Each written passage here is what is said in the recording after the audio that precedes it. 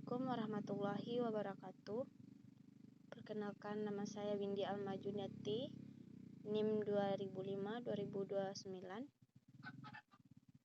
Materi tentang hukum Islam yaitu membuat video tentang 3 materi. 1. Hukum Islam perlu diajarkan di Fakultas Ilmu Sosial. 2. Pengertian Islam dan pengertian hukum Islam. 3. Ruang lingkup, ciri-ciri, dan tujuan hukum Islam. Baiklah, penjelasan pertama mengenai alasan hukum Islam perlu diajarkan dalam Fakultas Ilmu Sosial. 1. Untuk membimbing dalam mempelajari ilmu politik. Maksudnya yaitu, apa yang ada dalam pelajaran ilmu politik harus sesuai dengan ajaran agama Islam. Karena keadilan dan kesejahteraan maupun kemakmuran ada penulisannya di dalam Al-Quran. 2. Untuk mengetahui mana hak dan mana kewajiban yang harus dijalankan sesuai dengan kaidah. Maksudnya, kita harus dapat membedakan mana hak kita yang harus kita ambil atau mana kewajiban yang harus kita lakukan dalam mempelajarinya. 3. Norma bagi mahasiswa, yaitu semua aturan harus sesuai dengan kaidah Islam. 4. Sebagai landasan bahwa segala sesuatu harus berkaitan dengan ketentuan ajaran agama yang dianut masing-masing. Contohnya saja, kita sebagai umat Islam harus tahu toleransi terhadap agama lain. 5. Untuk dijadikan pedoman bagi penerus politik selanjutnya agar menjalankan amanah sesuai dengan aturan Islam yang ditentukan.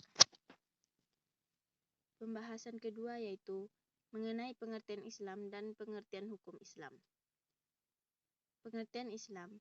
Islam secara bahasa memiliki beberapa arti. Dalam bahasa Arab, Islam merupakan masdar dari kata aslama yuslimu islaman yang artinya taat, tunduk, patuh, berserah diri kepada Allah. Sedangkan jika dilihat dari asal katanya, maka Islam berasal dari kata asalmu, aslama, istalama, salim, dan salam. Pengertian lengkap yang dibahas yaitu artinya damai, perdamaian. Islam adalah agama yang damai dan setiap muslim hendaknya menjaga perdamaian. Artinya taat. Taat artinya berserah diri. Seorang muslim hendaknya berserah diri kepada Allah dan mengikuti ajaran Islam dengan taat. 3. Artinya berserah diri. Berserah diri yaitu bersih, suci. Dalam surah Al-Maidah ayat 3 yang artinya, pada hari ini telah kusempurnakan untuk kamu agamamu dan telah kucukupkan kepadamu nikmatku dan telah kuridhoi Islam itu jadi agama bagimu. Pengertian agama Islam juga ada bagi beberapa para ulama dan tokoh muslim, yaitu salah satu sahabat Nabi Muhammad, Umar bin Khattab. Menurut beliau, Islam adalah agama yang diturunkan Allah kepada Nabi Muhammad. Agama Islam meliputi akidah, syariat, dan akhlak. Menurut Muhammad bin Ibrahim bin Abdullah At-Tawariji, Islam adalah sebuah penyerahan diri sepenuhnya kepada Allah Subhanahu wa Ta'ala dengan cara mengesahkannya dan melaksanakan syariat-syariatnya dengan penuh ketaatan dan keikhlasan. Menurut Syekh Muhammad bin Abdul Wahab, Islam adalah berserah diri kepada Allah dengan mengesahkannya, tunduk serta patuh kepadanya dengan melakukan ketaatan dan berlepas diri dari perbuatan yang syirik serta para pelakunya. Pengertian hukum Islam. Hukum Islam atau syariat Islam adalah sistem kaidah-kaidah yang didasarkan pada wahyu Allah Subhanahu wa Ta'ala dan sunnah Rasul mengenai tingkah laku mukallaf atau orang yang sudah dapat dibebani kewajiban yang diakui dan diyakini yang mengikat bagi semua pemeluknya. Pembahasan ketiga yaitu ruang lingkup, ciri-ciri, dan tujuan hukum Islam. Pembahasan pertama yaitu ruang lingkup hukum Islam.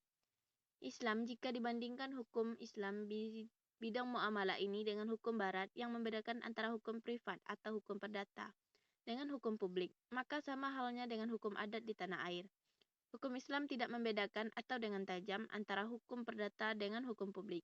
Ini disebabkan karena menurut sistem hukum Islam, pada hukum perdata terdapat segi-segi publik dan pada hukum publik ada segi-segi perdata bagian-bagiannya. 1. Muriakahat. 2. Wirasyah. 3. Muamalat dalam arti khusus. 4. Jiriyat atau ukubat. 5. Al-Ahkam As-Sultaniyah. 6. Syiar. 7. Mukhasamat. Hukum perdata juga dibagi atas beberapa macam. 1. Munakahat, mengatur segala sesuatu yang berhubungan dengan perkawinan, perceraian, serta akibat-akibatnya. Wirasya, mengatur segala masalah yang berhubungan dengan pewarisan ahli waris, harta peninggalan, serta pembagian warisan. Hukum kewarisan Islam disebut juga hukum faraid. 3. Muamalat. Muamalat dalam arti yang khusus mengatur masalah kebendaan dan hak-hak atas benda, tata hubungan manusia dalam soal jual beli, sewa menyewa, pinjam meminjam, persyarikatan, dan sebagainya. 4. Jinayat, yang memuat aturan-aturan mengenai perbuatan-perbuatan yang diancam dengan hukuman baik dalam jarimah hudud maupun dalam jarimah ta'zir. 5. Al-Ahkam As-Sultahiyah, membicarakan soal-soal yang berhubungan dengan kepala negara, pemerintahan, baik pemerintahan pusat maupun daerah, tentara, pajak, dan sebagainya. 6. Syiar, mengatur urusan perang dan damai, tata hubungan dengan pemilu agama dengan negara lain. 7. Musyamat, mengatur soal peradilan, kehakiman, dan hukum acara. Jika bagian-bagian hukum Islam bidang muamalah dalam arti luas di atas dibandingkan dengan susunan hukum barat seperti yang telah menjadi tradisi diajarkan dalam pengantar ilmu hukum, maka butir-butirnya ada beberapa macam. 1. Dapat disamakan dengan hukum perkawinan, dengan hukum kewarisan, dengan hukum benda dan hukum perjanjian perdata khusus, dengan hukum pidana, dengan hukum ketatanegaraan, yakni tata negara dan administrasi negara, dengan hukum internasional, dengan hukum acara. Ciri-ciri hukum Islam. 1. Merupakan bagian dan bersumber dari agama Islam. 2. Mempunyai hukum yang erat dengan tidak dapat dipisahkan dari iman dan akidah dan kesusilaan atau akhlak Islam. Mempunyai 2 istilah kunci, yakni syariat dan fikih. Terdiri dari 2 bidang utama, yakni ibadah muamalah dan strukturnya berlapis. Terdiri dari nas atau teks Al-Quran, sunnah Nabi Muhammad, hasil ihtihad manusia yang memenuhi syarat tentang wahyu dan sunnah. Mendahulukan kewajiban dari hak. Berwatak universal. Menghormati martabat manusia sebagai kesatuan jiwa dan raga rohani jasmani serta memelihara kemuliaan manusia dan kemanusiaan secara keseluruhan. Pelaksanaannya dalam praktik digerakkan oleh iman, akidah, dan akhlak umat Islam. Tujuan hukum. Tujuan hukum ada untuk memelihara 5 pelaksanaannya. 1. Memelihara jiwa. Hukum Islam wajib memelihara hak manusia untuk hidup dan mempertahankan kehidupan. Untuk itu, hukum Islam melarang pembunuhan sebagai upaya menghilangkan jiwa manusia dan melindungi berbagai sarana yang dipergunakan oleh manusia untuk mempertahankan kemaslahatan hidupnya. Yang kedua, pemeliharaan akal. Pelaksanaan hukum Islam, pemeliharaan akal menjadi salah satu tujuan hukum Islam. Penggunaan akal itu harus diarahkan pada hal-hal atau yang bermanfaat bagi kepentingan hidup manusia, tidak untuk hal-hal yang merugikan kehidupan.